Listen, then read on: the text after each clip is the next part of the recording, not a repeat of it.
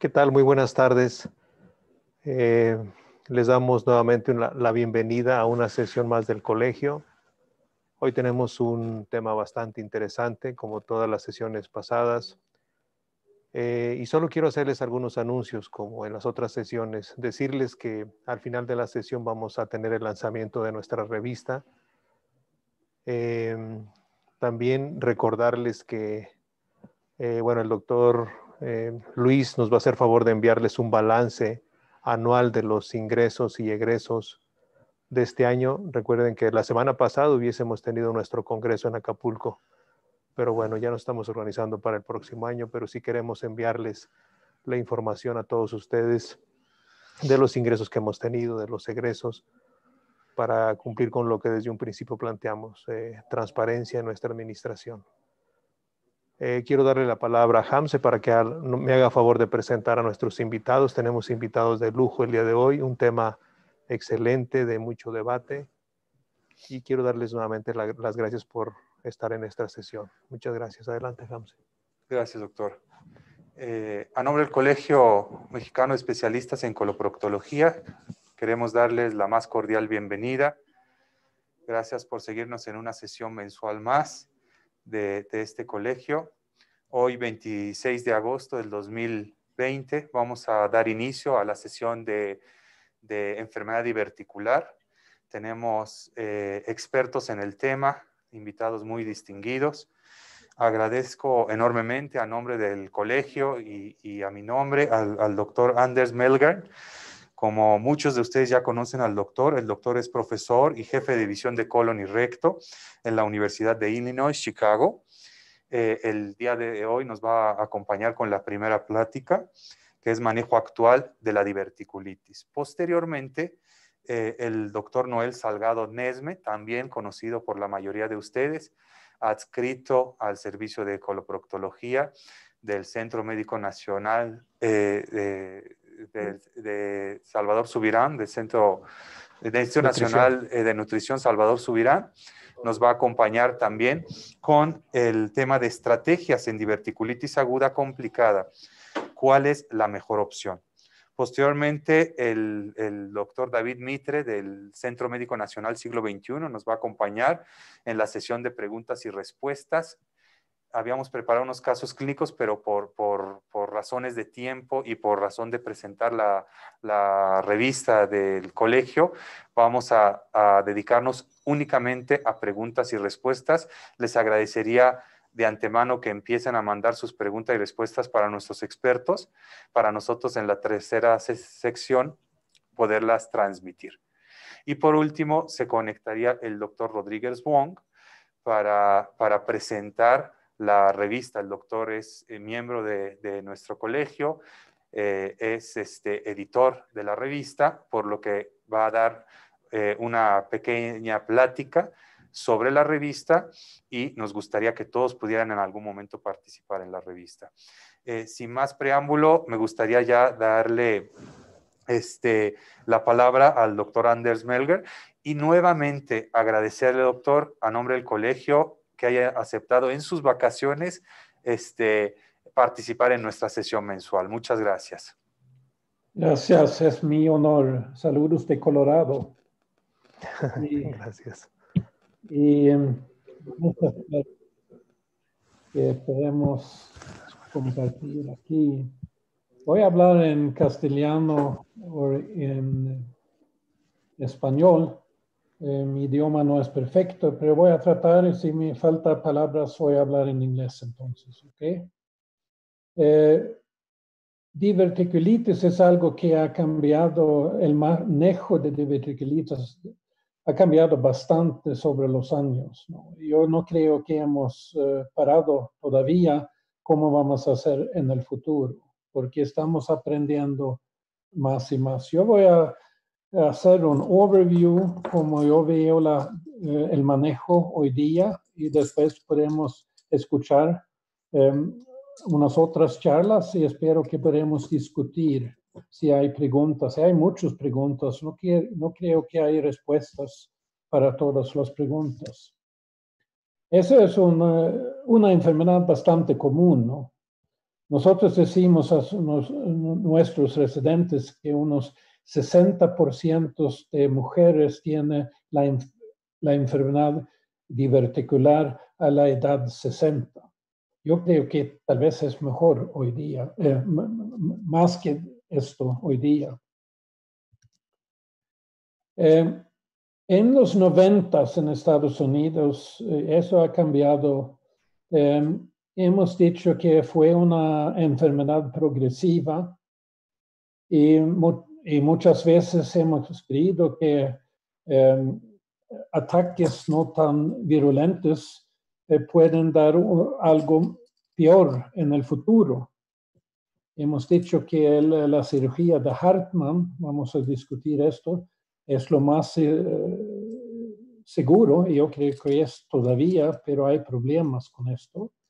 Y si tenías 2 ataques, entonces la recomendación había que necesitas cirugía profiláctica. Yo no creo que es así más. Porque cosas han cambiado. Ahora sabemos que la mayoría de los pacientes no han tenido mucho de problemas antes. Hasta los 76% no tienen ataques anteriormente. Y si vemos los pacientes que se mueren de la perforación, se mueren 90% de su primer ataque de diverticulitis. Y entonces lo que hemos enseñado antes no todas veces es la verdad.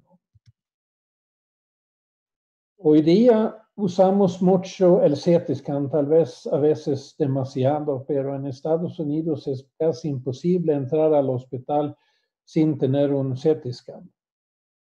Usamos mucho hoy día interventional radiology. Si tenemos un absceso, casi todos los pacientes van a tener un drenaje con interventional radiology. Todavía también tenemos mejor calidad de nuestra healthcare y hemos visto cosas en la literatura que voy a discutir acá. También yo creo que la enfermedad ha cambiado. Cuando yo fui un joven residente, casi nunca hemos visto pacientes jóvenes con diverticulitis. Ahora es bastante común. En mi hospital tenemos mucha gente de Latinoamérica que entran al hospital con diverticulitis en los 20 o 30 años de edad. Y también se puede ver que la proporción de jóvenes está creciendo y vemos más y más pacientes con diverticulitis en una edad que no es tan muy vieja. Sabemos que hay cosas en su historia que es un poco complicado si tienes diabetes y si tienes un trasplante. También yo creo que la enfermedad viene con obesity. Y sabemos que esteroides y otros medicamentos pueden dar un picture más complicado. Como he dicho, CT scan es gold standard. Lo usamos para ver si es complicado o no. Vamos a ver si hay una perforación. Y si hay free air, vamos a ver que hay un absceso. Hoy día, si encontramos un poco de aire afuera del colon, no operamos siempre. Anteriormente sí, pero en estos casos muchas veces vamos a esperar con operación, ponemos un drenaje, estamos tratando con medicamentos y no más. Sabemos, como ustedes saben, que diverticulitis pueden venir en diferentes stages y el Hinchey Classification es lo más usado, yo creo, todavía. Y el peritonitis es un stage 3 o 4 Y si tenemos un paciente con stage 3 o 4, muchas veces vamos a recomendar una operación, pero a veces con un stage 3 no vamos a operar tampoco, porque con drenaje podemos hacer mucho. Si los síntomas no son muy malos, el paciente no va a ser admitido al hospital. Si hay un poco más síntomas, vamos a admitir y no pueden tomar o comer. IV fluids, antibióticos, voy a hablar un poco de antibióticos, y toditos tienen un CT scan.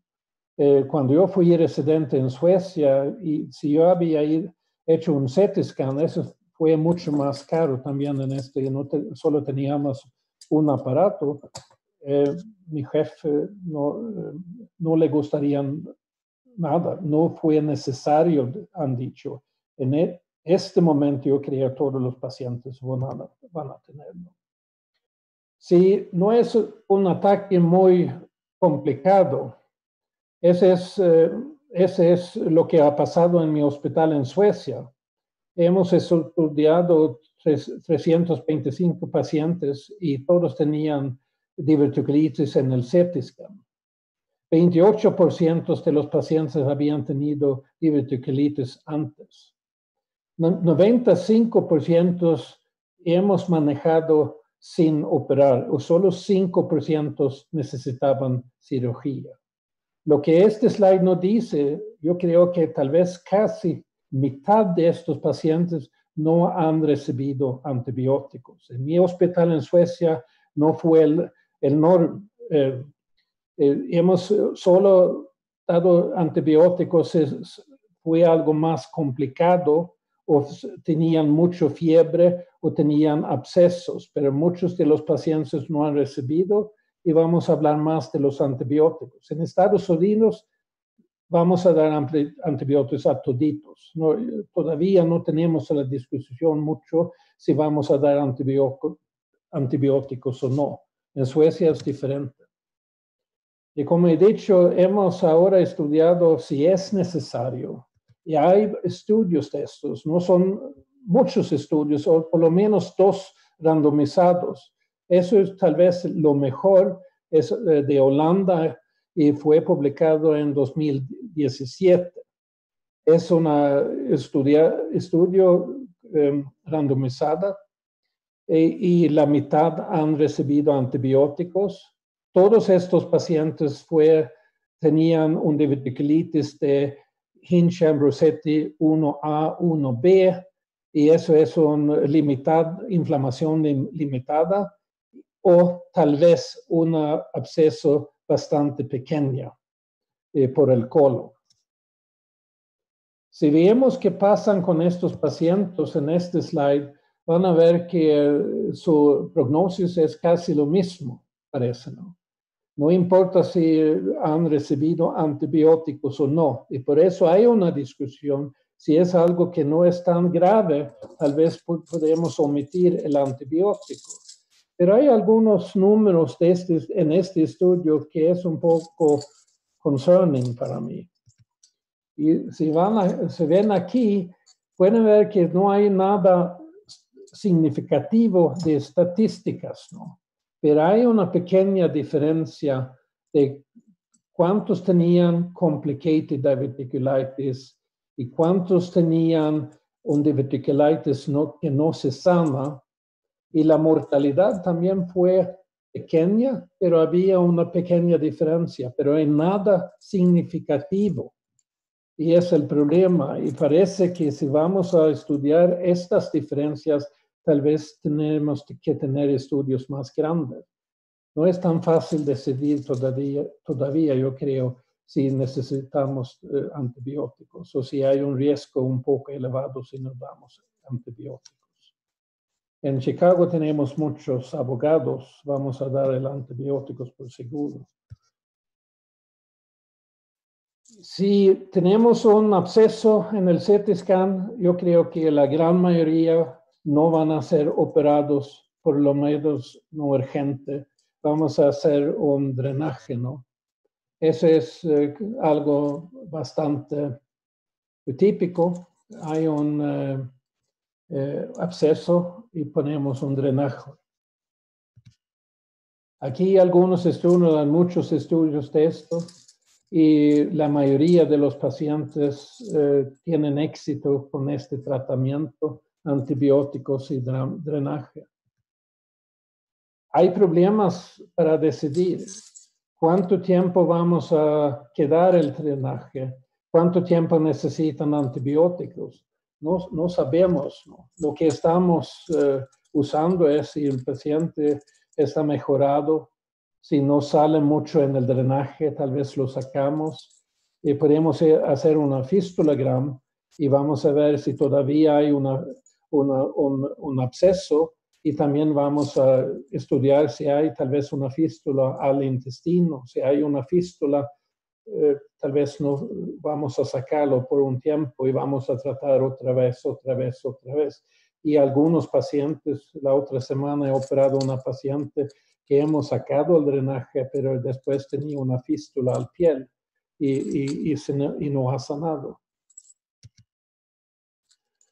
Ese es un estudio bastante típico, 31 pacientes, 10% de estos pacientes necesitaban cirugía, 90% no han lo necesitado, pero han hecho cirugía más tarde, 4 de los 7 algo urgente, 3 electivo. Pero al fin del día, 3 partes no han necesitado cirugía. Si tenemos un paciente enfermo y el CT scan va a mostrar mucho aire afuera del intestino y hay un free perforation, yo creo que la mayoría van a recomendar cirugía.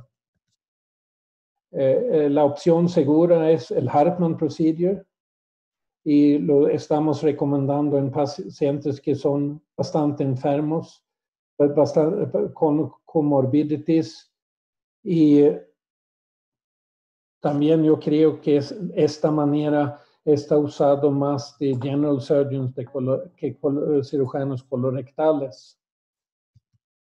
El problema es que en Estados Unidos casi 40% van a quedarse con la colostomía, porque la operación para reconectar es bastante grande, puede ser bastante complicado.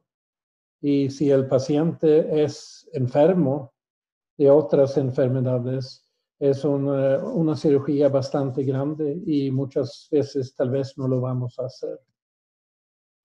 Los alternativos son una anastomosis primario y podemos hacer esto con o sin ileostomía para proteger.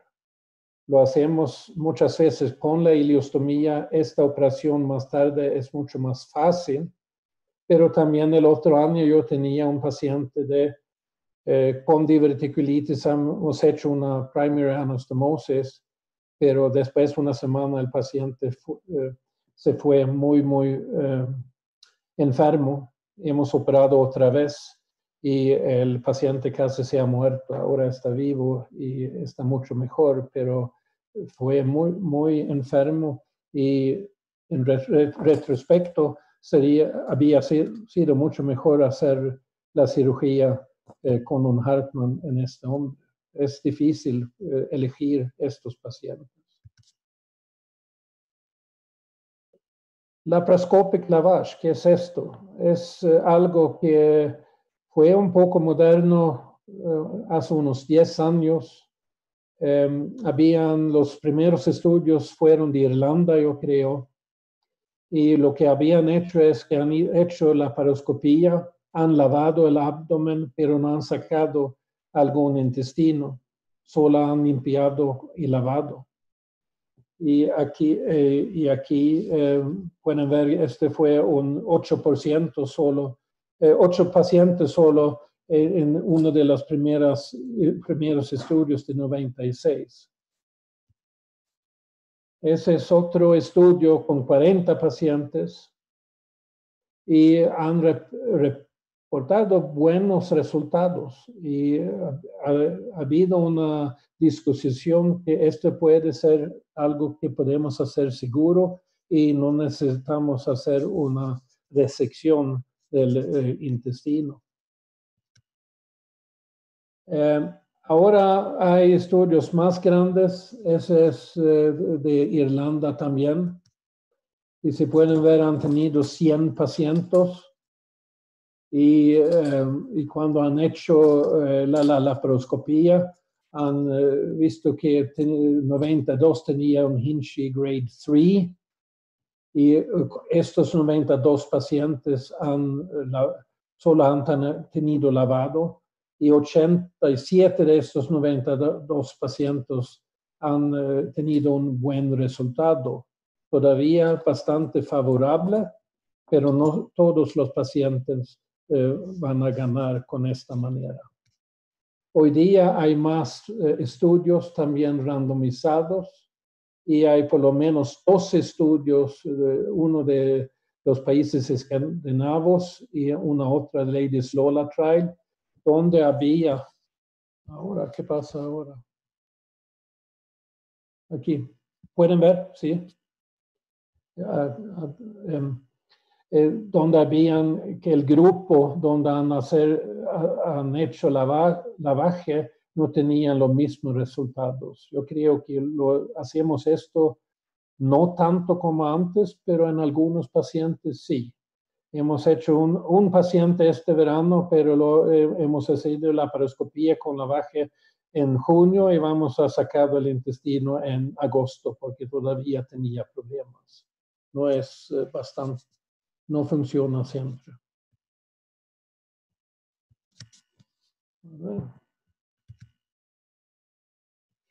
Y es algo que tenemos que discutir. Yo no creo que el paciente ideal está definido, pero si tienen un paciente que tiene buena salud y síntomas que son limitados y tienen aire, free air en el CT scan, es algo que se puede hacer. Podemos discutir qué experiencias ustedes tienen. ¿Cuándo vamos a hacer colectomía cuando has tenido diverticulitis? Yo creo que todos van a hacer cirugía si los síntomas persisten, que no están, no salen, ¿no? Hay algunos pacientes que van a venir a tu clínica que dicen todavía tengo dolor, hacemos otro CT scan, todavía hay inflamación y no está sanando. También si tenemos muchos episodios con un intervalo corto, tal vez no siempre, pero a veces discutimos con el paciente y vamos a tratar mejorarlo con una cirugía.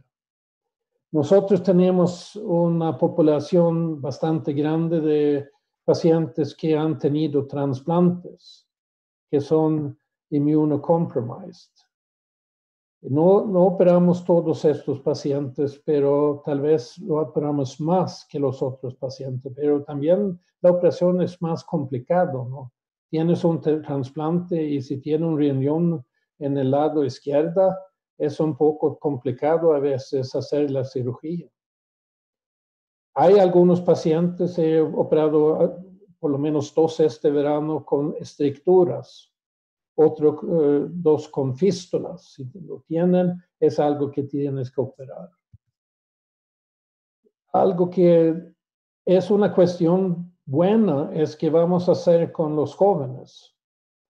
Cirugía en los jóvenes más seguro, ¿no? Los riesgos son no tan grandes. Tiene una vida más larga.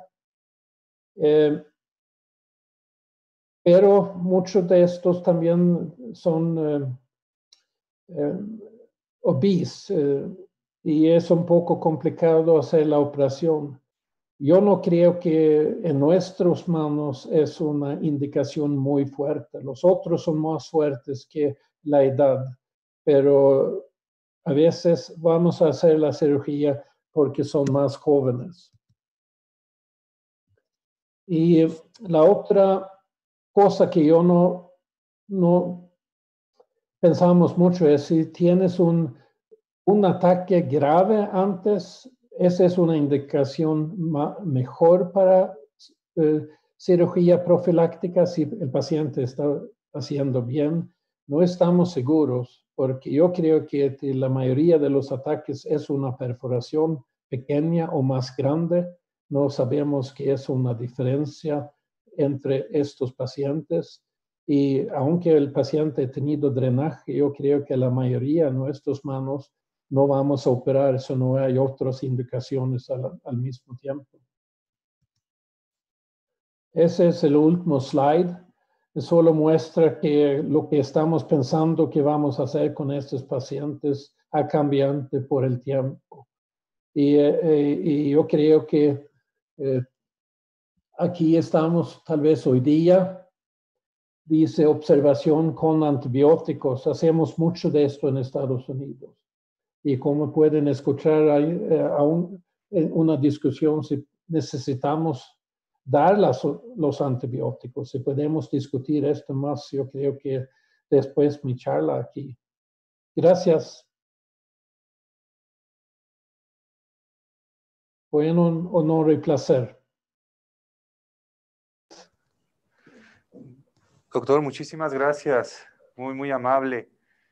Le agradecemos infinitamente su participación y también agradezco el esfuerzo tan maravilloso que usted hizo en dar la plática en español. Habla bastante bien español. Le agradezco muchísimo.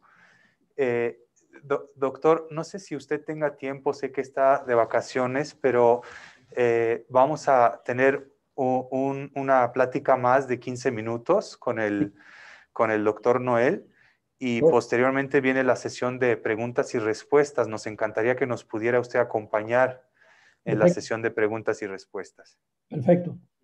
¿Sí? Sí. Muy bien, muy bien. A continuación, vamos a cederle la palabra al doctor Noel Salgado Nesme. El doctor es cirujano general, cirujano en colon y recto, ya conocido con la por mayoría de ustedes. Ha participado en múltiples ocasiones con el colegio, actualmente es miembro de la mesa directiva del colegio y nos dará la plática de estrategias en diverticulitis aguda complicada, cuál es la mejor opción. Y posterior a eso vamos a hacer la sesión de preguntas y respuestas. Vamos a tardarnos unos 30 segundos en enlazar por completo con el doctor Noel. Les agradezco de antemano su paciencia y su espera. Papito. Hola, buenas tardes. ¿Se escucha la plática? Sí, yo escucho a tu niña que anda por ahí. Escuchamos bien. Ahorita la movemos por aquí, ando corriendo un poquito. Mil perdones. No te apures. Noel, te agradecemos de verdad. Yo sé que andas muy ocupado y luego con toda esta pandemia y las guardias y todo, de verdad, de todo corazón, te agradecemos mucho que hayas aceptado darnos la plática. Te mando un fuerte abrazo y cualquier cosa estamos a la orden, de verdad. Muchas gracias por la invitación. Es un gusto compartir el micrófono con el doctor Melgrin. La verdad es que este es un tema que siempre me ha apasionado a mí mucho, digo, igual que el cáncer de colon y recto. Esta plática quise buscar la mejor evidencia que tenemos en el momento para muchas cosas que creo que todos tenemos duda. Creo que comparto mucho el comentario del doctor Melgrin, que es un tema en el cual siempre se pueden tener opiniones diferentes. Espero que esta plática les sirva un poquito para aclarar algunas de las dudas que todos podríamos tener. Este cuadro lo pongo casi siempre al empezar mis pláticas. Si hablamos de diverticulitis agudas, acuérdense que el universo que debemos de operar de diverticulitis aguda complicada realmente es muy pequeño. Tenemos el 12%, estas son las guías del 2019 de Gastroenterology, y probablemente aquellos pacientes que etiquetamos como una diverticulitis no complicada, solamente un 4% pueden evolucionar a una diverticulitis complicada. Como bien decía el doctor Melgrin, los antibióticos siguen siendo un estándar y algo que tenemos que tener mucho cuidado es que se hace mucha propaganda por no tener antibióticos en los pacientes. Hay que tener mucho cuidado con aquellos pacientes que diagnosticamos de forma muy temprana. Creo que algo de muchísima utilidad es el uso de marcadores inflamatorios. Acuérdense que en algunas series el tener una PCR arriba de 20, si están utilizando PCR ultrasensible o de 200, si usan la PCR normal, puede ser un predictor de colectomía en la misma hospitalización hasta del 80%. Ser muy cuidadosos con los pacientes que les van a ofrecer un tratamiento conservador. De las cosas que quisiera yo hablar que siguen siendo indicaciones de cirugía en el 2020, la primera, y solamente diré 2 palabras acerca de ello, sangrado diverticular refractario, diverticulitis aguda complicada y lo más importante, cirugía electiva, que en nuestro país creo que es una cirugía de la cual se ha abusado. Hemorragia diverticular, no tengo mucho que decir, la indicación sigue siendo que se presenten 2 eventos que pongan en riesgo la vida de los pacientes con transfusiones múltiples y que no puedan ser resueltos por colonoscopía o por radiointervención. Uno de los principales puntos que quisiera yo hablar acerca de diverticulitis aguda complicada es lo que todos platicamos, anastomosis primaria más ileostomía de protección o procedimiento de Hartmann. Creo que esto es algo muy importante, creo que en este tema estamos como la ley del péndulo, en muchas cosas avanzamos y buscamos una anastomosis primaria sin ileostomía y probablemente poco a poco vayamos regresando al procedimiento de Hartmann. Esta es una de las grandes series del 2012, Hinchis 3 o Hinchis 4, aleatorizados durante la anestesia. Son pocos pacientes, 30 contra 32 pacientes. Como bien lo mencionaba el doctor Mellgren, el principal problema en Estados Unidos, casi un 43% de pacientes que no logran reconectar su estómago. Mucho más complicaciones, Clavien-Dindo 3-4, complicaciones graves en el procedimiento de Hartmann y obviamente una estancia intrahospitalaria mayor. Sin embargo, este estudio me gusta mucho, es un estudio del 2018 y es una revisión de lo que realmente sucede en Estados Unidos. Es una revisión de su base de datos del NSQIP de 1998 al 2011, 124,000 cirugías de urgencia. La gran mayoría seguimos haciendo una colostomía terminal. Apenas un 4% hacemos anastomosis con ileostomía de protección, es decir, que a pesar que sea una cirugía que hablamos mucho de ella, pocos la realizamos y pocos la realizan en Estados Unidos. Tomando en cuenta el periodo de estudio de este estudio aleatorizado, probablemente haya incrementado el uso de la ileostomía de protección con anastomosis primaria de 30 a 60 por cada 1,000 pacientes del 98 a 2011. Efectivamente, lo estamos utilizando más. Sin embargo, sin tomar en cuenta expertos, cuando se abre a todas las manos de cirujanos, incluyendo cirujanos generales y cirujanos colorectales, probablemente no sea la cirugía ideal que nosotros quisiéramos tener.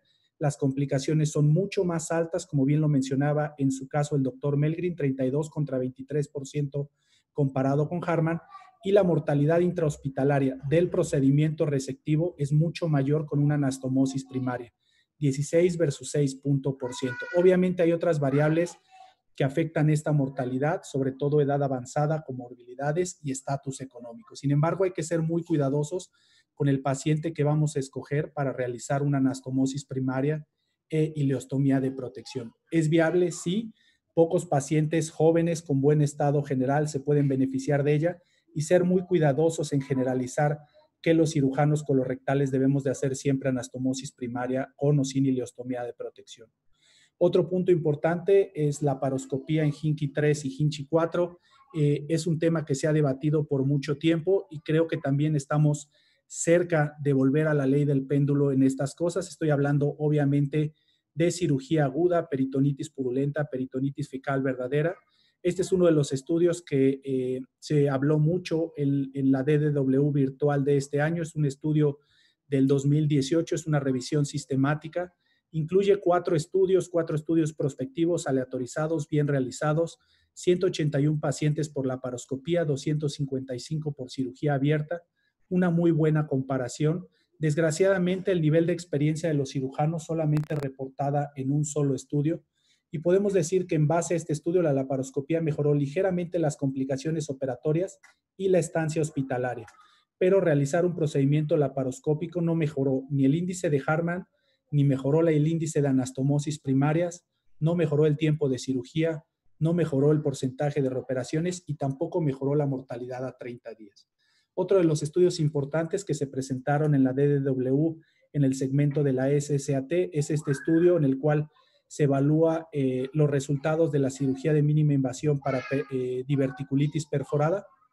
Es igual una revisión de la serie de NSQIP del 2012 al 2017, casi 3,000 pacientes con un Harman de urgencia.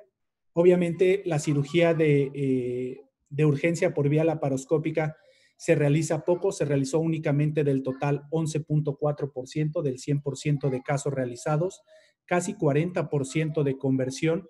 Obviamente se incrementó la cirugía de mínima invasión del 9% al 13% conforme fue avanzando el estudio.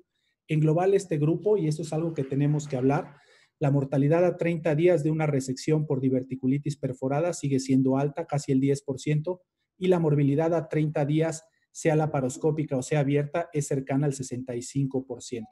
Ya comparando un poco los grupos que se tienen, probablemente las complicaciones sean un poco mayor en aquellos pacientes con cirugía abierta, puesto que probablemente tengan algún sesgo de selección.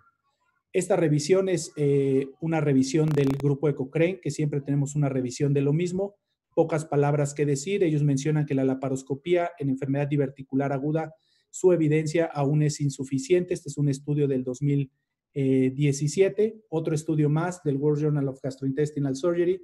Una revisión, quizá lo más importante de este estudio, y perdón por el tamaño de la diapositiva, lo que ellos aclaran muy bien es todavía utilizaban lavado laparoscópico en el 2017-2018. Si tienen una diverticulitis Hinchey 3 y tienen un cirujano experto en laparoscopía, lo que recomiendan es una resección primaria con anastomosis o un procedimiento de Harman por vía laparoscópica. Y si tienen un Hinchey 4, recomiendan también un procedimiento Harman laparoscópico o una resección con anastomosis primaria laparoscópico. En cualquier caso, que no se tenga un cirujano con experiencia, se recomienda realizar el procedimiento abierto. Otro punto importante en diverticulitis aguda complicada es el lavado laparoscópico. Muchos que me conocen saben mi postura respecto a él. Creo que somos el centro que más complicaciones ha tenido o ha visto por lavado laparoscópico. La gran mayoría de ellas son resecciones a los pocos meses, como también comentaba el doctor Melgrin. Normalmente en estas guías está este artículo de Surgical Endoscopy de 2019, ya nos lo recomiendan como un tratamiento para la diverticulitis aguda. Esta es una presentación, una diapositiva muy parecida a la que presentaba el doctor Melgrin. El primer estudio, el brazo Lola, detenido por alta mortalidad en Hinchey 3, por que el gran problema del lavado laparoscópico es que no podemos detectar de forma preoperatoria o transoperatoria la perforación. Se ha intentado colonoscopía transoperatoria, se ha intentado colon por enema, se ha intentado instilación de azul de metileno a través del recto por intraoperatorio. El problema es que no se pueden detectar los pacientes que se dejan con una perforación aguda, de ahí de que se detuviera el brazo Lola en este estudio por la alta mortalidad que presentaba. Probablemente este estudio también menciona lo que refiere el doctor Melgrin, alta tasa de reoperaciones en el grupo de lavado laparoscópico, y quizá el único que tiene mejores estudios, el estudio Dilala escandinavo, en el cual la gran mayoría de los pacientes más que Hinchey 3 se trataba de un Hinchey 2B con abscesos muy bien localizados. Este es uno de los estudios del colorectal disease del 2019, estudio a largo plazo de todos los pacientes incluidos en lavado laparoscópico. Realmente lo que mencionan es que todos los pacientes tienen una alta tasa de reoperación y probablemente ya no sea una indicación en diverticulitis complicada. Otro punto importante para hablar es qué hacer con aquellos pacientes que ya tuvieron un absceso, que fueron tratados con una punción percutánea y que afortunadamente fueron resueltos de su proceso agudo. Durante un tiempo, probablemente el 2016 al 2018, había mucha evidencia de observar a estos pacientes y no llevarlos a una cirugía electiva. Sin embargo, poco a poco la evidencia ha ido cambiando. Esta es una de las revisiones sistemáticas más importantes conforme al tema, en la cual se incluyen más de 1,000 pacientes.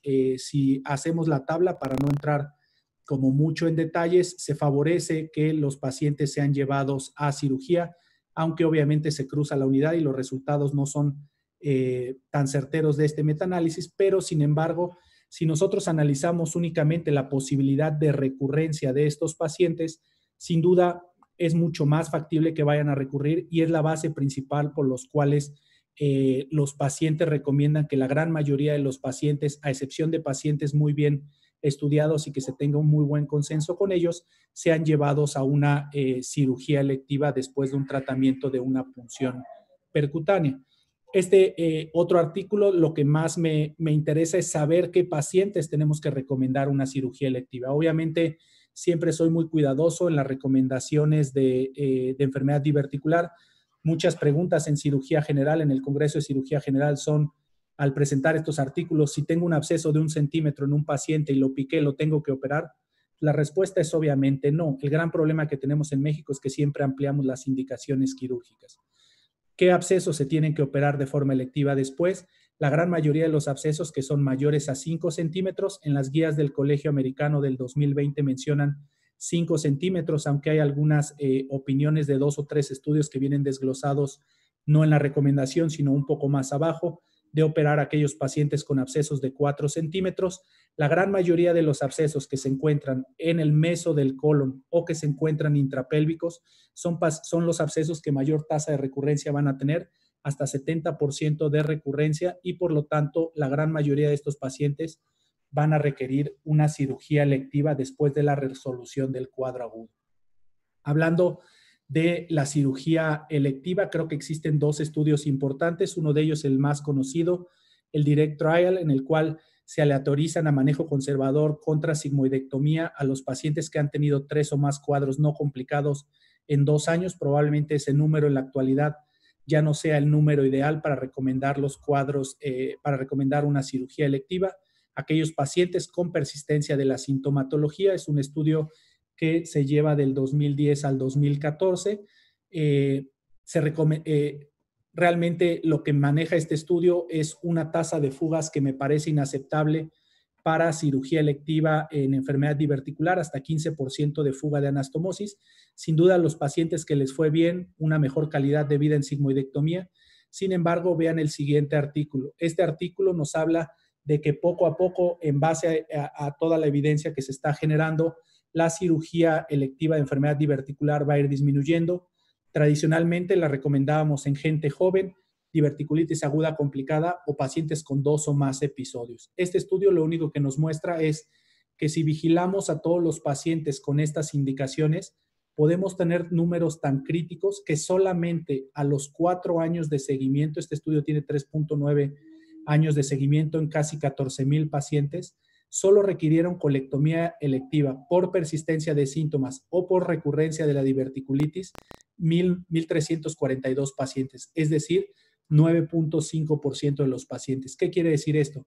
Que con las indicaciones previas que teníamos de cirugía electiva para enfermedad diverticular, estábamos operando 90% de pacientes sin tener una indicación real de la cirugía.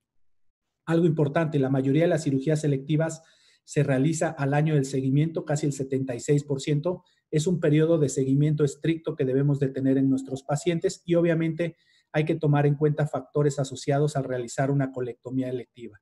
Comorbilidades, ahorita hablaremos un poquito más adelante de pacientes inmunocomprometidos y qué significa realmente pacientes inmunocomprometidos, la presencia de reingresos hospitalarios por la misma enfermedad o diverticulitis aguda complicada. En base a todas las indicaciones que existe de diverticulitis, lo que podemos ver aquí es la tendencia en todos los aspectos a disminuir la indicación de cirugía general. Este es otro estudio que creo que lo más importante que tiene son sus definiciones. En las nuevas guías del 2020 se menciona mucho el tratamiento quirúrgico sobre pacientes inmunocomprometidos. Este estudio es igual a una revisión del NSQIP, está en Disease of Colon and Rectum. Lo que compara es la presencia de cirugía electiva contra cirugía de urgencia en pacientes inmunocomprometidos o inmunocompetentes, y sin duda en cirugía electiva el número de pacientes inmunocomprometidos es mucho menor, el número de pacientes inmunocompetentes es mucho mayor, pero cuando vemos la cirugía de urgencia, obviamente casi un 25% de las cirugías son de pacientes inmunocomprometidos. Pero ¿qué pasa cuando operamos a un paciente inmunocomprometido? Es algo que tenemos que platicar muy claro con los pacientes. La mortalidad y morbilidad en cirugía de urgencia en ambos grupos es muy diferente. La mortalidad es 16 contra 45%, 16 de mortalidad, 45% de morbilidad en inmunocomprometidos, 4 y 28% en inmunocompetentes. En cirugía electiva, que quizá es lo que nosotros todos decíamos, que todos los inmunocomprometidos debían de operarse, probablemente las tasas de morbimortalidad en pacientes inmunocompetentes son muy bajas, pero probablemente la mortalidad y morbilidad en cirugía electiva en pacientes inmunocomprometidos no sea tan baja como muchas veces lo consideramos. Y quizá lo más importante de este artículo es justo esto. La definición de un paciente inmunocomprometido no es un diabético que toma metformina, no es un diabético que tiene un descontrol glicémico. Un paciente inmunocomprometido es aquel que tiene administración vía oral o intravenosa de forma regular en los 30 días previos a ser elegibles a la cirugía de algún medicamento, específicamente prednisona o algún esteroide derivado de lo mismo. Y en el 2012, a partir de estas definiciones, se agrega a esta definición el uso de medicamentos inmunosupresores para trasplantes, enfermedades inflamatorias crónicas como los biológicos para enfermedad inflamatoria intestinal y quimioterapia. Estos son realmente los pacientes que realmente se tienen que considerar inmunocomprometidos. Quizá lo que mejor está haciendo el grupo italiano del doctor Torsi es esta clasificación conocida como clasificación DICA, en la cual en base a colonoscopía se intenta evaluar la sintomatología, si es representativa de enfermedad diverticular o no. Lo que se busca por colonoscopía es estenosis, falta de distensibilidad, inflamación del sigmoides, lo que conocemos por las siglas en inglés de SCAD. Realmente alguna representación de la sintomatología por vía endoscópica para poder favorecer un tratamiento quirúrgico. Son justo estos pacientes los que tienen mejor resultado después de una colectomía. Un poquito de lo más importante de las guías de enfermedad diverticular del 2020, la cirugía electiva se recomienda después de la resolución de una diverticulitis con absceso, se debe considerar fuertemente. Se recomienda obviamente la cirugía electiva para pacientes con fístula, obstrucción o estenosis. La cirugía electiva basadas en la edad no se recomienda. La cirugía después de diverticulitis no complicada debe individualizarse. Probablemente el número mágico sea más de 4 eventos de enfermedad diverticular no complicada dentro de 2 años de evolución. La cirugía en pacientes inmunocomprometidos realmente debe individualizarse, se debe de platicar con el paciente y desgraciadamente la gran mayoría de estos pacientes, aún en cirugía electiva, terminan con una colostomía definitiva. En el caso de cirugía de urgencia, la sigmoidectomía se recomienda en pacientes con peritonitis difusa o aquellos con falla al tratamiento no quirúrgico. La anastomosis obviamente se tiene que individualizar por factores del paciente, factores transoperatorios y sin duda preferencia del cirujano. En cuanto al lavado laparoscópico, obviamente no se recomienda para peritonitis fecal. En peritonitis purulenta, la resección es preferible al lavado laparoscópico y el lavado laparoscópico se asocia a un mayor riesgo de intervención secundaria. Si me da tiempo, 2 segundos, un poquito de la técnica en cuanto a enfermedad diverticular. Probablemente haya casos como estos en los cuales pensamos que se trata de una cirugía electiva, que lo que menos tiene es de una cirugía electiva. Esta es una paciente que tenía mucha sintomatología, que había sido etiquetada como síndrome de intestino irritable, 3 cuadros de enfermedad diverticular no complicada y probablemente lo único que puedo decirles de este tipo de cirugías es que se realicen como mejor las puedan, ser muy cuidadosos con la identificación de las estructuras y tratar de identificar las estructuras para no lesionar el uretero o alguna de las otras estructuras, tratar de revisar siempre bien el uretero, cortar los vasos casi siempre con engrapadora por lo inflamado de los tejidos y pocas otras recomendaciones clínicas que les puedo dar. Y probablemente lo que muchos los que tienen contacto con el instituto, lo que últimamente estamos realizando son abordajes muy lejos del sigmoides. Lo que estamos entrando es siempre por la vía por abajo de la vena mesentérica inferior. Voy a tratar de adelantar un poco el video para que se vea claramente. Lo que hacemos es la parte superior a la arteria mesentérica. De este lado está la vena mesentérica. Levantamos, esta es la gerota, levantamos completo todo el retroperitoneo, disecamos por abajo de la arteria mesentérica y dejamos a lo último la liberación del sigmoides para poder completar la sigmoidectomía. Si hiciera alguna recomendación a la gente que está empezando a operar sigmoides por vía laparoscópica en enfermedad diverticular, creo que este es uno de los abordajes que más les puede facilitar el abordaje. Mis conclusiones es que la cirugía electiva se debe realizar en el caso de un absceso tratado percutáneo, en aquellos abscesos mayores a 4 o 5 centímetros. Hay que hablar muy bien con los pacientes inmunocomprometidos, puesto que muchos de ellos van a terminar con una colostomía definitiva. Probablemente el número mágico que buscamos es 4 cuadros, obviamente con individualización. El lavado laparoscópico para mí no más. Vamos a ver mucho más Hartmann y menos anastomosis primaria conforme pase el tiempo. Creo que la anastomosis primaria, cuando se abre a la gran mayoría de los cirujanos como nosotros, tenemos mucho más complicaciones que los expertos, y obviamente la laparoscopía en casos seleccionados y mucho más cuando se busca anastomosis primaria. Muchísimas gracias por su atención.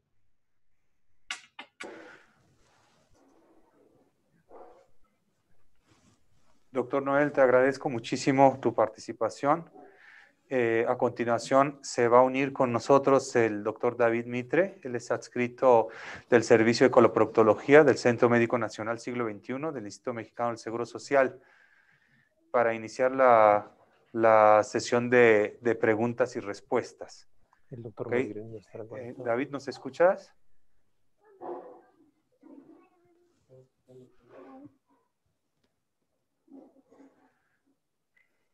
Hola, buenas David. noches. ¿Qué Hola. tal, David? ¿Cómo estás? Buenas noches. Bien, bien. ¿Ustedes cómo están? Muy bien, muchas gracias. Te Hola, agradezco doctor Melgren. mucho. Gracias por estar con nosotros. Noel, ¿cómo estás? Bien, todo bien. ¿Cómo están? Qué bueno, gusto verlos. Perdón que no se veía la luz en la plática. Se me fue la onda y Estabas muy romántico. Se me fue completamente la luz. Sí. No te preocupes. Sí. Pues hay pocas, yo creo que de los temas más controvertidos en la cirugía colorectal, y todos dirán lo mismo. Y creo que hay bastantitas preguntas que resolver. De las primeras que hicieron directamente por YouTube, hay algunas de ellas, pero no sé si el doctor Pérez Aguirre quiera hacer alguna otra primero o iniciamos, doctor. Sí, bueno, si me dan... ¿Tengo audio? Sí, doctor, sí lo escuchamos. Pues sí, digo, yo creo que de los temas más controvertidos en patología colorectal, y nosotros quisimos tocar estos puntos que les pedimos que nos apoyaran con las pláticas, es porque tenemos esa sensación de que nos dicen que no usemos antibióticos, pero creemos que los pacientes les están peor, o sea, como que no evolucionan hacia la mejoría hasta que no le das el antibiótico. Entonces, como por qué hacerlo sufrir. Creo que nos pasa lo que nos pasa con el control de la fiebre en los niños, ¿no? De que el pediatra nos dice, no, pues medios físicos. Oye, pero si le puedo dar ibuprofeno o si le puedo dar Tempra para la fiebre. No, con medios físicos hasta que convulsione el niño, ¿no? Casi, casi. Entonces, en este caso, yo creo que los antibióticos, igual llega un paciente con una diverticulitis leve, al menos lo que yo observo es de que si le das antibióticos, el paciente está mejor en las próximas 24 o 48 horas. Y creo que no es... No estoy muy de acuerdo pues en las nuevas tendencias, completamente de acuerdo con el doctor Melgrin en que el uso de antibióticos pues todavía es importante y hay que seguirlo usando.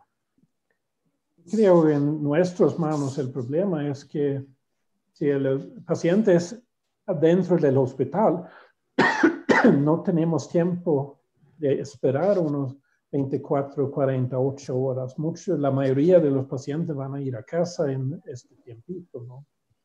Y tal vez con un drenaje. Y en nuestras manos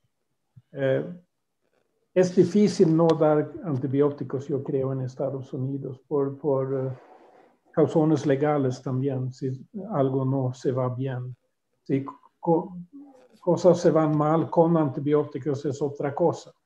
Yo estoy seguro que hay pacientes que tienen un ataque no tan malo que van a mejorar sin antibióticos. Lo he visto durante mi carrera en Suecia, donde no hemos dado antibióticos siempre. Pero yo también creo que algunos pacientes que nosotros antes hemos tenido en el hospital no están admitidos al hospital hoy día, solo son los más en la emergencia. La mayoría que entran al hospital son pacientes con abscesos o otra cosa que está mal, o tal vez están comprometidos de otra manera. y estos pacientes necesitan antibióticos, yo creo. En Estados Unidos, muchos pacientes no nos llaman. Tenemos emergency room doctors, y ellos no van a llamar, sino ellos creen que el paciente tiene que quedarse en el hospital. Yo creo que hay una cantidad de pacientes que nosotros nunca vemos. Ok.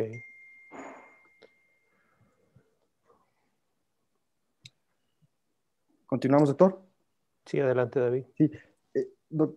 Tanto para Noel como para el doctor Mellgren, en relación a los antibióticos, ya que estamos tocando el tema,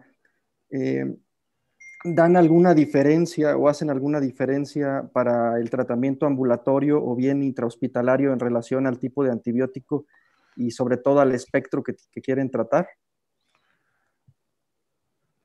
Yo creo que la mayoría van a recibir antibióticos, pero la mayoría no van a ver un cirujano colorectal. A veces en mi hospital tal vez van a ver nuestros residentes, pero creo que la mayoría solo va a ver el emergency room doctor, que no es cirujano. Okay. Ellos van a llamar a nosotros si es algo más grave. Y es algo que nosotros no podemos controlar.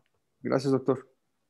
Casi siempre que vamos a ver un paciente con diverticulitis es porque al gastroenterólogo le queda duda. Son muy pocos los pacientes con diverticulitis no complicada que realmente vamos a ver de forma primaria. Si yo tuviera que escoger los antibióticos, de forma intrahospitalaria utilizaría ceftriaxona, metronidazol o ertapenem, cualquiera de ellos dos, probablemente por 3 o 5 días. Soy muy partidario de utilizar probióticos en conjunto con los antibióticos. La verdad es que restringo muy poco la dieta, probablemente un par de días a dieta líquida y nada más.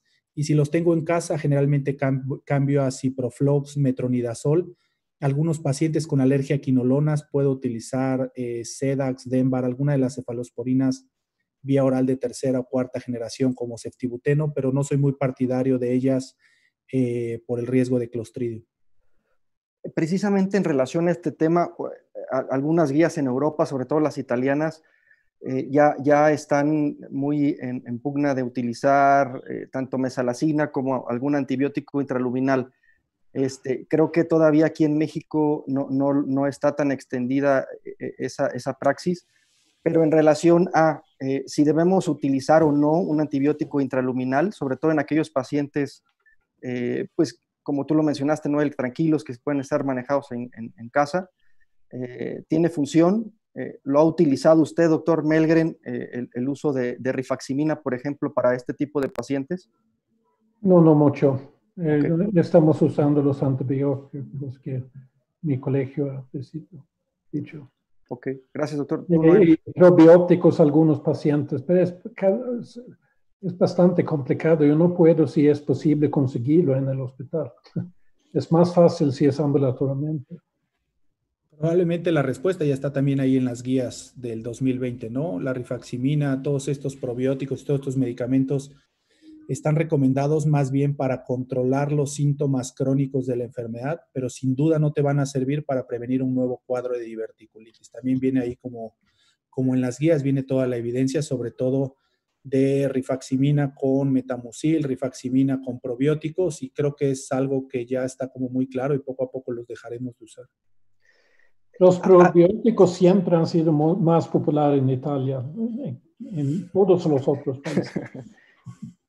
Sobre todo, hay un grupo bien singular de la enfermedad diverticular complicada, que son aquellos que tienen un flegmón muy localizado, que tienen una microperforación o que es evidente en la tomografía, las burbujas de aire en relación al sitio de inflamación. En este tipo de pacientes, como tal, ustedes los manejan, o sea, en este subgrupo, digamos un 2A o un 2B, en el cual el absceso está localizado, tiene pocas burbujas, no hay tanta respuesta inflamatoria en el paciente, ¿lo siguen manejando como un paciente no complicado o como un paciente complicado con diverticulitis? Depende, yo no estoy seguro que quien dices con el manejo diferente, pero si hay un poco de aire por el colon, yo creo que casi nunca vamos a operar. La gran mayoría va a curarse con antibióticos. Vamos a hablar con Interventional Radiology si hay algo para drain, pero si no hay nada para drain, vamos a dar antibióticos y la gran mayoría van a estar bien. Yo creo hay algunos que no se mejoran, pero son muy pocos, yo creo. La mayoría no van a necesitar cirugía. Sí, puedo compartir 2 segundos mi pantalla. Eso es algo que siempre platicamos. ¿Se alcanza a ver mi pantalla? Sí, Noel.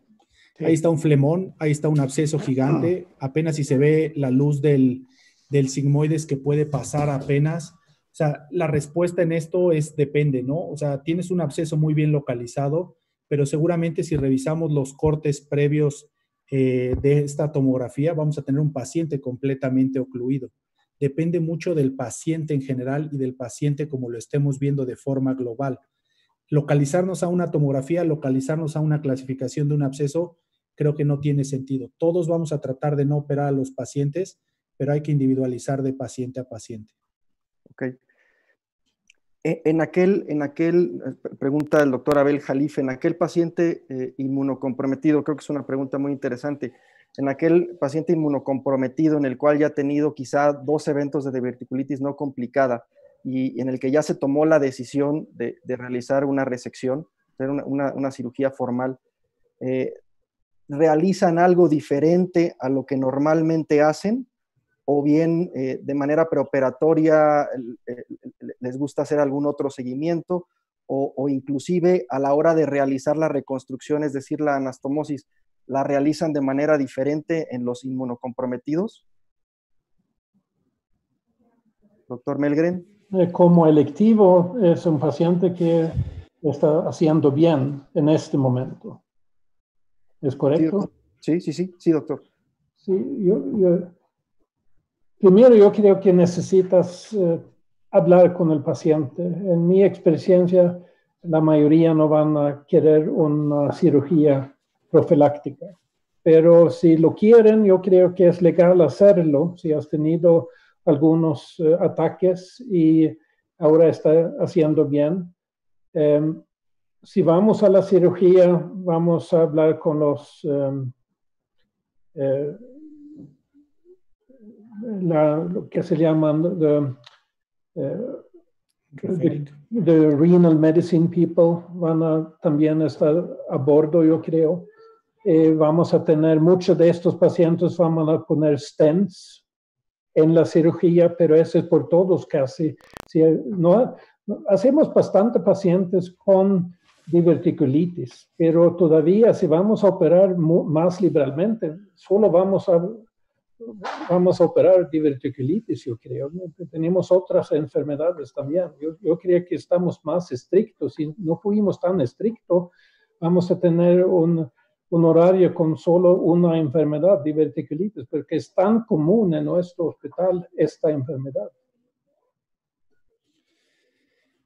Sí, nosotros, tú bien sabes, David, lo que tratamos de buscar es hablar igualmente con la gente que lo está tratando, tratar de reducir al máximo posible la dosis de los esteroides y quizá de las cosas preoperatorias o transoperatorias que yo hago es asegurarme de una preparación colónica muy especial, es decir, que el paciente esté completamente preparado porque es un paciente con alta tasa de fuga. No refuerzo la anastomosis, no hago ningún cambio en los puntos en la anastomosis, obviamente siempre bajo el ángulo en todas mis cirugías y trato de hacer una anastomosis lo más laxa posible y quizá a todos mis pacientes les hago una ileostomía de protección y como bien sabes lo que hago es tratar de cerrar la boca distal, acuérdense que las ileostomías de protección solo son derivativas entre un 70 y un 80%, siempre hay paso de contenido intestinal.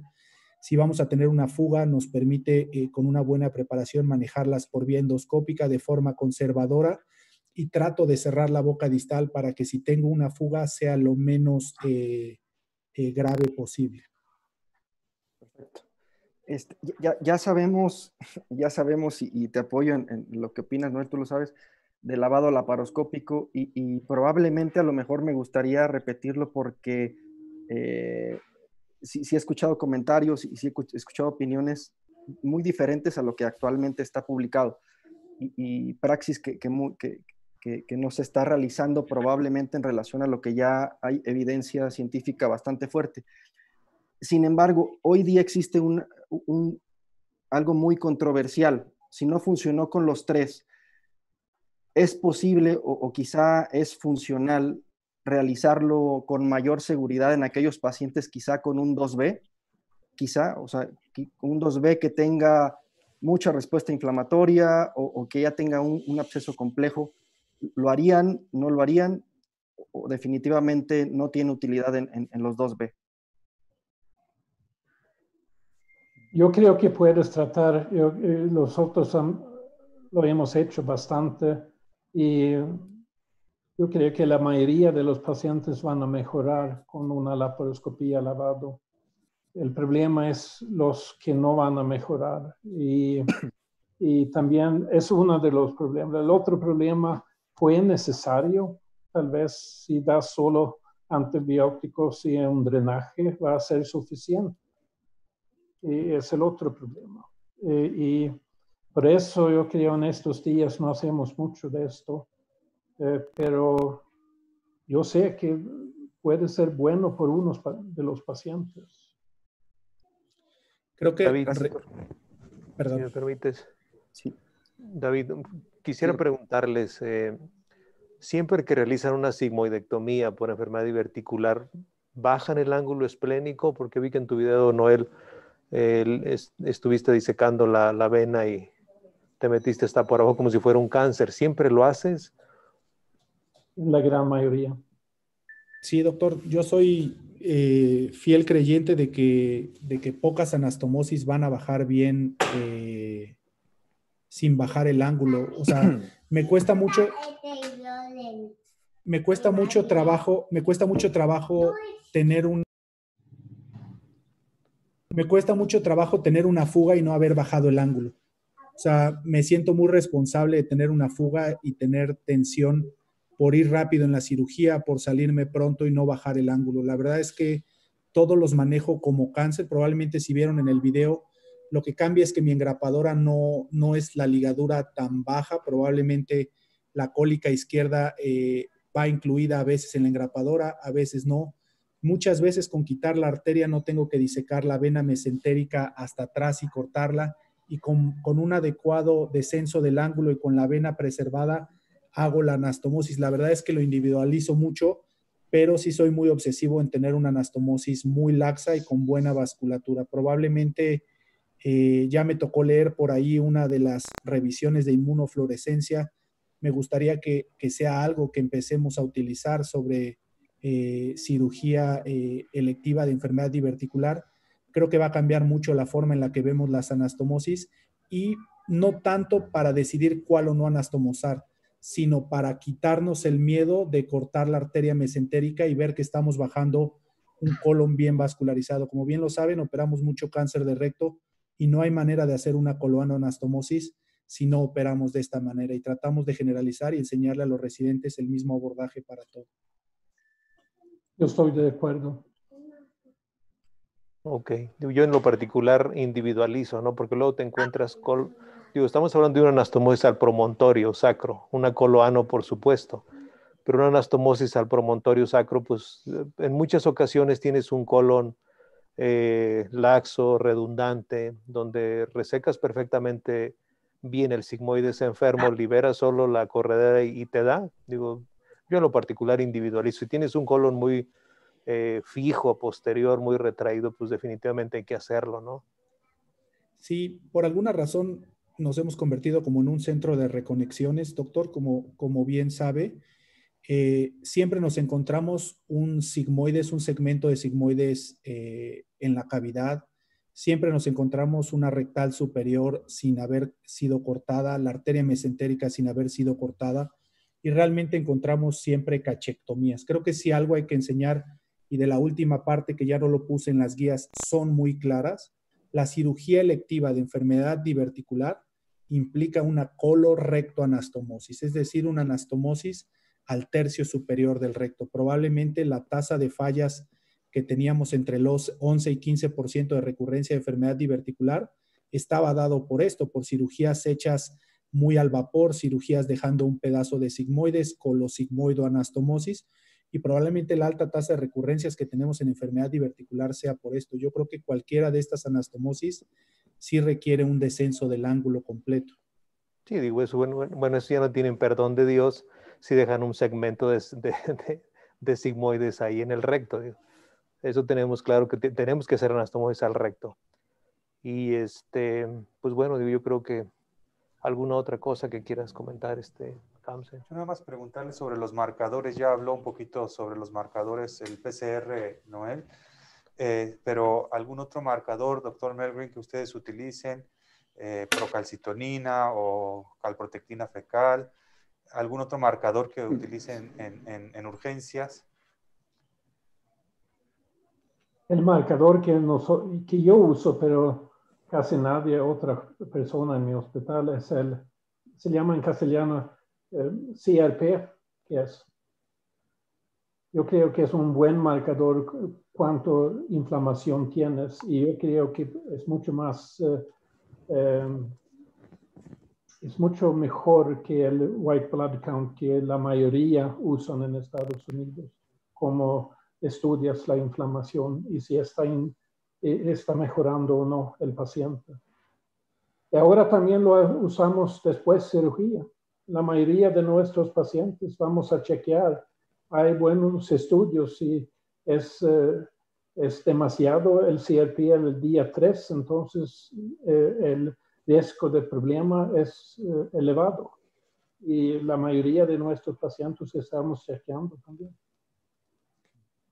Sin duda PCR, y les recomiendo a todos leer un estudio, el PREDICT Study. Es un estudio que acaba de salir hace poco, es una de las mejores conclusiones con niveles predictivos, sobre todo para fugas de anastomosis al día 3 y al día 5. Creo que es la mejor revisión. Desde el 2013 en el DCIS hay un par de estudios que ya estandarizan la PCR, y la verdad es que los leucos y la vigilancia clínica siempre se van a quedar cortas para diagnosticar una fuga temprana.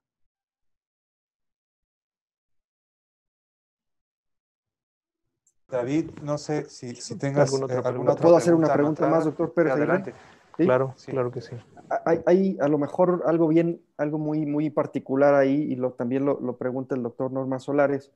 En específico, el tener un paciente con obesidad, un superobeso, una obesidad grado 3, en el caso de que tú tuvieras presente realizar una ileostomía en asa y una anastomosis primaria, cambia ese escenario por el hecho de que el paciente tenga un panículo adiposo bastante grande y entonces dificulte la construcción de un estoma, o definitivamente en estos a la segura y hacemos un Hartmann.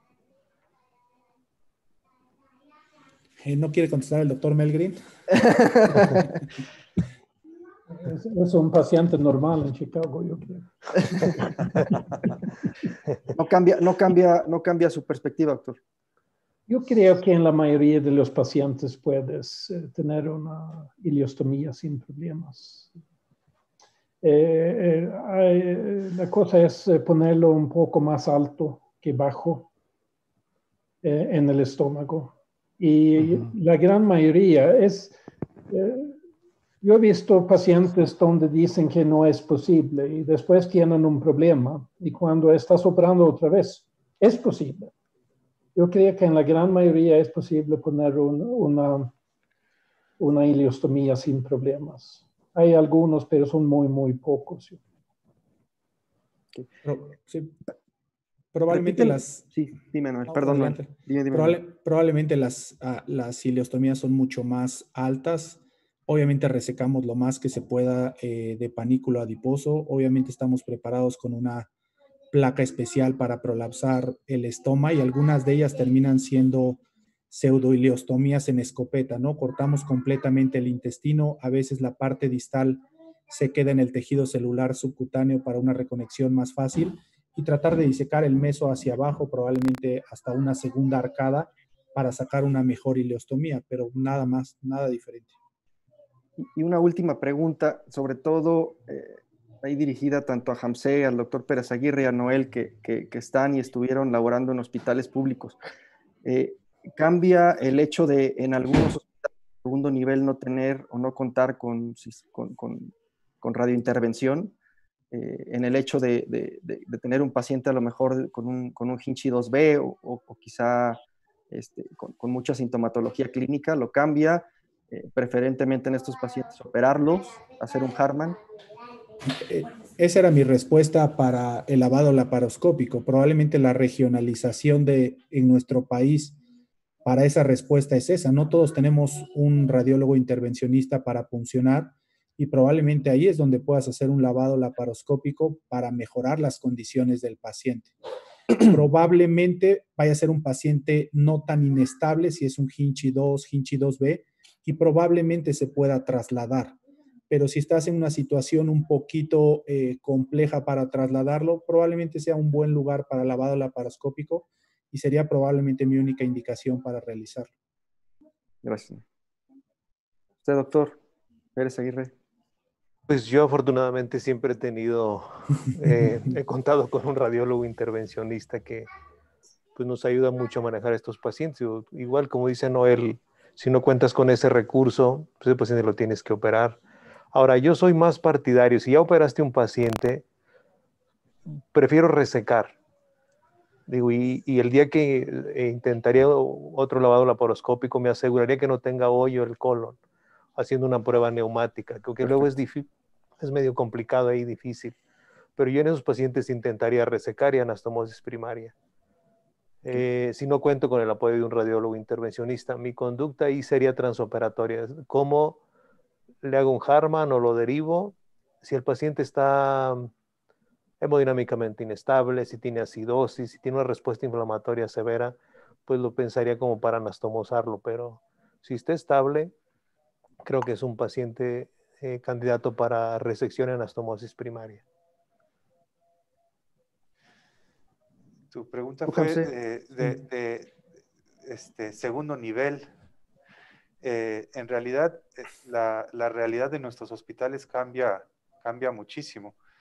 Yo que tengo la oportunidad de haber visto un segundo nivel y trabajar en un hospital como el Hospital General de México, me atrevo a decir a veces en segundo nivel del IMSS, no nada más radiointervencionismo, a veces es un problema hacer una tomografía. Desde ahí empezando, muchas veces estábamos mal y te tienes que basar en laboratorios y clínica. Entonces la realidad, las guías están hechas para dirigir nuestras conductas, pero desgraciadamente ya la realidad del hospital donde estemos va a ir cambiando, ¿no? Hay lugares, no nada más no tienes chance de un radiointervencionismo, sino tampoco tienes oportunidad. Suena ilógico, pero esa es la realidad de muchos hospitales del área metropolitana y el resto del país, pues no sabría decirte porque no he tenido la oportunidad, pero yo creo que no es muy diferente. Muchas veces ni siquiera tienes una oportunidad de hacer una tomografía a un paciente. Entonces, la conducta siempre será, cuando entres a una cirugía, tratar de resolver lo más que se pueda, haciendo el menor de los daños. Es muy difícil por el tipo de pacientes que manejamos en el hospital público, cuando entramos de urgencia, hacer una anastomosis primaria. Casi siempre optamos por el procedimiento de Harman, pero el problema principal es la tasa tan alta de personas que ya no se quieren reconectar por la razón que sea. Ese es el verdadero problema, pero en ese momento es resolver el problema del paciente y tratar de salvarle la vida. Entonces optamos por procedimientos tipo Harman en urgencias. David, creo que hay muy buenas preguntas de los asistentes. Carlos Cruz nos habla mucho acerca de cáncer en enfermedad diverticular. Es un 3-4% de resultados de patología de cáncer en enfermedad diverticular. Generalmente se manifiestan con aquellos pacientes obstruidos que no mejoran. Hay que tenerlo en cuenta. Las guías hacen mención de que la indicación de colonoscopía después de un evento de diverticulitis aguda solo es en aquellos pacientes que te queda la duda. No tienes una diverticulitis Hinchi 1 y a todo mundo le vas a hacer una colonoscopía. Y 2 o 3 preguntas muy buenas del doctor Eduardo Villanueva, expresidente del Consejo. Efectivamente, el metronidazol afecta mucho el colonocito por los ácidos grasos. Es un antibiótico que casi ya no utilizamos.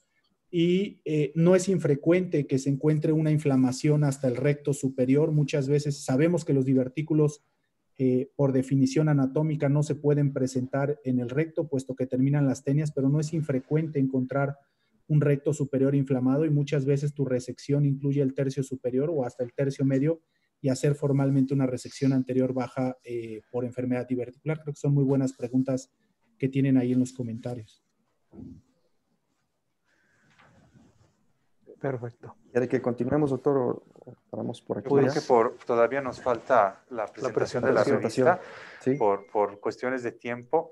De verdad, a nombre del Colegio Mexicano de Especialistas en Coloproctología, agradecemos su participación. Doctor Melgrin, de verdad muy, muy amable haber aceptado la invitación en sus vacaciones. Le agradezco que se haya conectado, haber estado con nosotros. Espero que sea el primero de muchos más y espero vernos en el congreso del próximo año, ya que todo esto se haya regularizado. Noel, igualmente, te agradezco infinitamente. David, muchas gracias por el apoyo y gracias. Les agradezco a todos que sigan conectados. Enseguida el doctor Rodríguez Wong nos va a hacer la presentación de la revista del colegio. Muchas gracias y excelente noche. Gracias a todos, fue un placer y espero que nos vemos pronto, ¿no? Claro que gracias, sí, en Acapulquito nos vemos.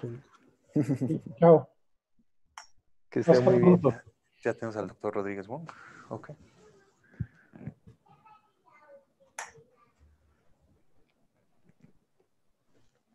¿Sí? Doctor Rodríguez, ¿nos escucha? Sí, sí los escucho. ¿Me escuchan ustedes? Perfecto. Muy bien. Ya sí, lo escuchamos. ¿Me escuchan?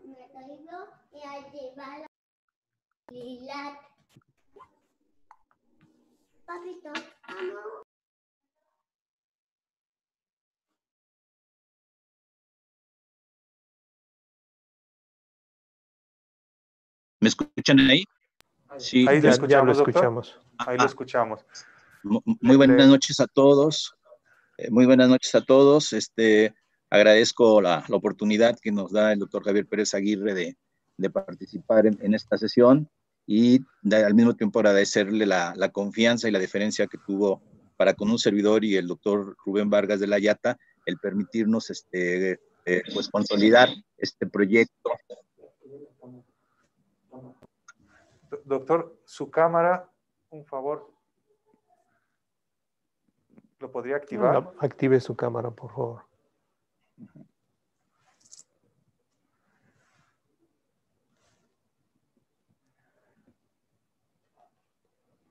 ¿Listo? ¿Sí? Listo. Ahí estamos entonces, ¿verdad? Ahí estamos, doctor. Ahí estamos, ¿verdad?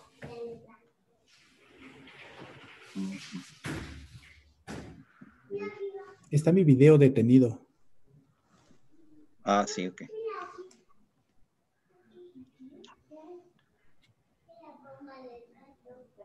A ver, ahí estamos, a ver.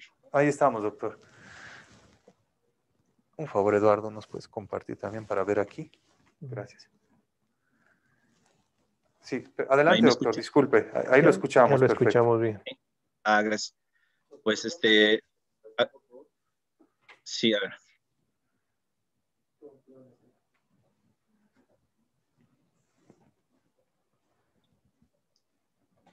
Perfecto. Nada más compártanla. O ábranla. Nada más amplíe su presentación, doctor, porfa, y listo. Sí, gracias. Pues como les comentaba, agradezco la oportunidad que nos da el doctor Javier Pérez Aguirre, presidente del Colegio Mexicano de Especialistas en Coloproctología. ¿Sí me siguen escuchando? Sí, doctor. Para hacer esta presentación de la revista.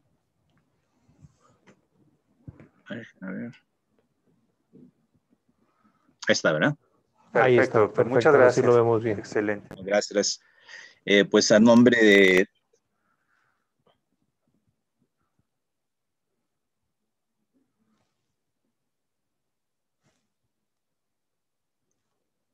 Se Sí. fue la voz. De la Revista Mexicana de Cirugía Colorectal. Vamos entonces.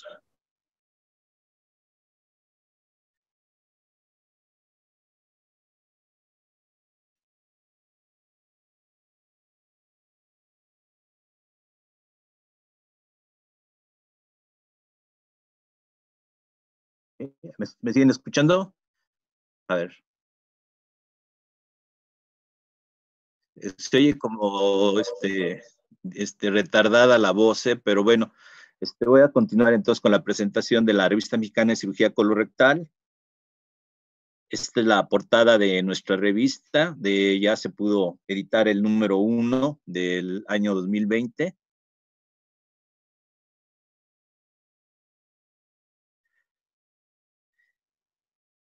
La Revista Mexicana de Cirugía Colorectal, pues es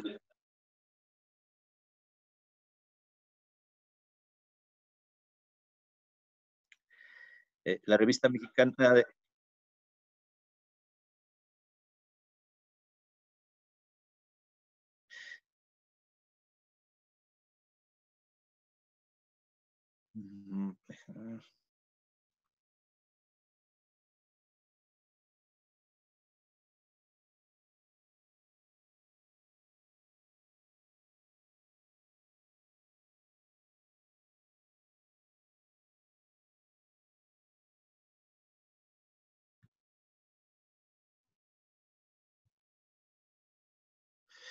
la revista... A ver, vamos a hacerlo bien. Ok. Bueno, la Revista Mexicana de Cirugía Colorectal es el órgano oficial del Colegio Mexicano de Especialistas en Coloproctología AC. El cuerpo editorial está integrado por el doctor Javier Pérez Aguirre como director, y como editores estamos un servidor y el doctor Rubén Vargas de la Yata. Los idiomas oficiales de la revista son el español y el inglés. La revista actualmente es...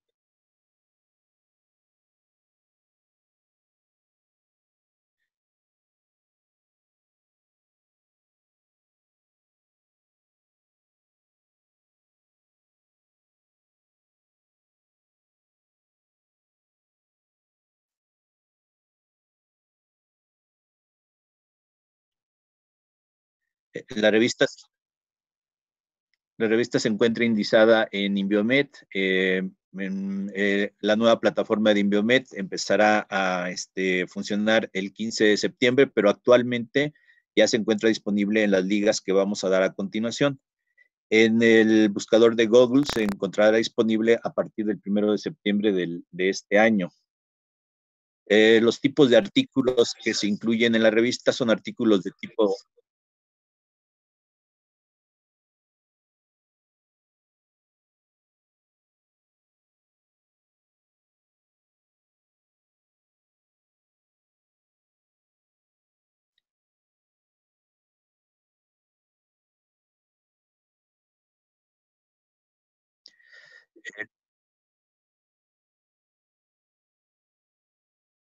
editorial, de investigación, de revisión, casos clínicos, artículos referentes a la historia de la cirugía y de la coloproctología, y artículos especiales.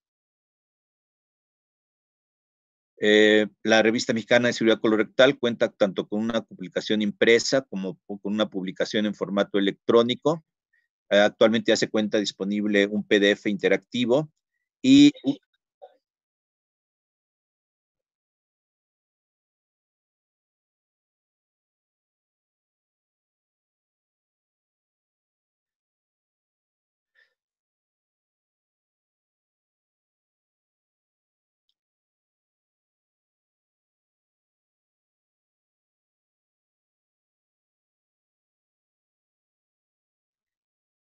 Uno de los proyectos en un futuro cercano para la revista es que en el formato electrónico no tan solo se incluyan tablas, gráficas e imágenes, sino también se puedan incluir videos. Estos son los links mediante los cuales se puede acceder actualmente a la revista, pero como les comentaba, a partir del 1 de septiembre ya se puede ubicar mediante el buscador de Google.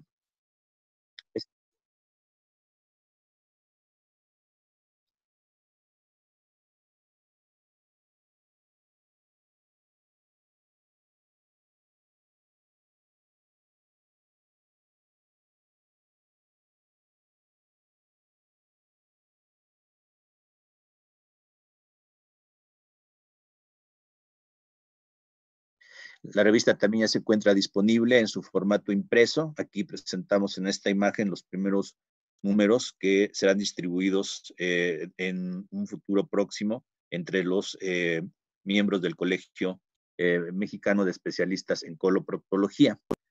Los patrocinios con los que contamos actualmente para la revista es a través de Choave Farmaza México y de Edpol.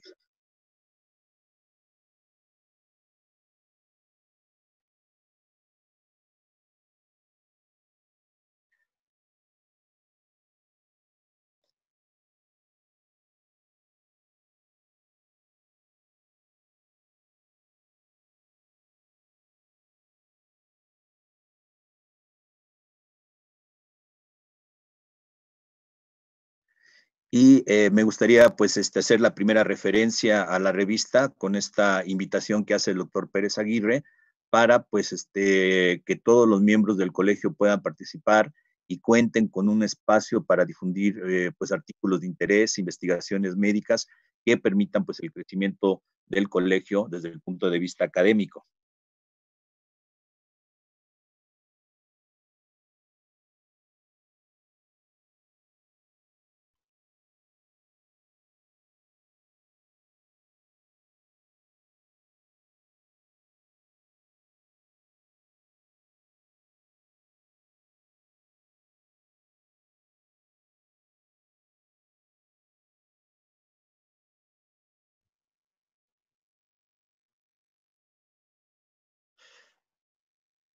Pues con esto pues terminamos la presentación de la revista. A nombre del doctor Rubén Vargas de la Yata y de un servidor, pues agradecemos el espacio y extendemos la invitación que hace el doctor Javier Pérez Aguirre para la participación en esta importante empresa del Colegio Mexicano de Especialistas en Coloproctología.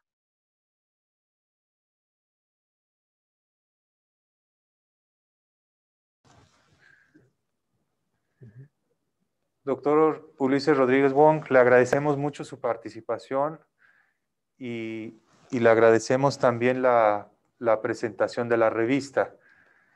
Y a todos los miembros del colegio y también a los que no son miembros, por favor les hacemos una invitación abierta a través de los links que mandó el doctor. También se pueden acercar a través de la página de Facebook o los que tienen nuestros números personales o correos nos pueden escribir si están interesados en publicar en esta revista. Nos pueden mandar sus trabajos, por favor. Doctor, pues nada más agradecerle, doctor, por el apoyo. Creo que lo que platicamos en un inicio, queremos que esto sea el inicio de nuestro nuevo órgano oficial. Hay que impulsarla entre todos, hay que empezar a mandar publicaciones de calidad, porque lo que pretendemos es que esta revista pues trascienda, que tengamos esta oportunidad de publicar nuestras experiencias y por supuesto dar una mayor difusión. Le agradezco mucho, digo, el interés que siempre mostró. Creo que este esfuerzo no solo es mío, es de todos, sobre todo de ustedes que han tenido el interés para que esto se pudiera realizar. Muchas gracias por el apoyo a usted y al doctor Vargas de la Yata. Muy bien. Por cuestiones de tiempo, pues a nombre del Colegio Mexicano de Especialistas en Coloproctología, agradecemos su atención. Nos vemos el 30 de septiembre con la sesión mensual de septiembre. Espero que nos acompañen y cualquier comentario, sugerencia, estamos abiertos en recibirlas y nuevamente agradecerles su tiempo y su participación. Buenas noches. Buenas noches a todos.